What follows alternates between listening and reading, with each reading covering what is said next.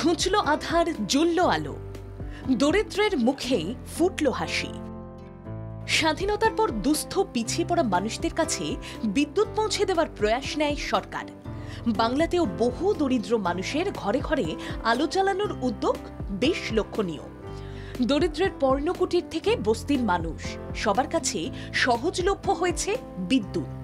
দেখা যায় 40 বছর ধরে কোনো বিদ্যুৎ পায়নি মহেশতলায়।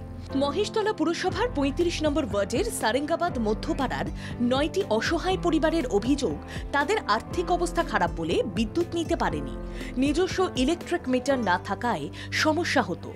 অসহায় পরিবারগুলোর দুরবস্থার কথা মাথায় রেখে নেওয়া হচ্ছে বিশেষ উদ্যোগ। সাংসদ অভিষেক বন্দ্যোপাধ্যায়ের বিশেষ উদ্যোগে আলো জ্বালানোর প্রকল্প সার্থক রূপ পেল। দুস্থ পরিবারগুলোকে হাসির আলো প্রকল্পে বিনামূল্যে বিদ্যুৎ দেওয়া হয়। 3 মাসের 75 ইউনিট বিদ্যুৎ ব্যবহার করতে পারেন রাজ্যের গ্রাহকরা। দরিদ্র পরিবারগুলোকে বিনা অর্থে বিদ্যুৎ দেওয়ার স্পেশাল ড্রাইভ। 40 বছর পর মহেশতলার 9টি পরিবারে জ্বলল আলো, মিলল বিনামূল্যে পরিষেবা। যাদের ঘরে আলো জ্বালানোর সুযোগ মিলল তারা আপ্লুত।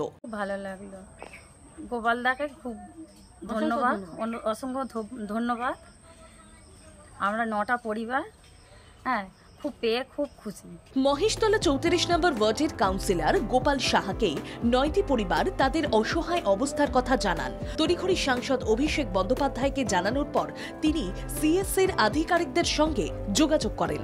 এরপরই কেটে যায় বাধা।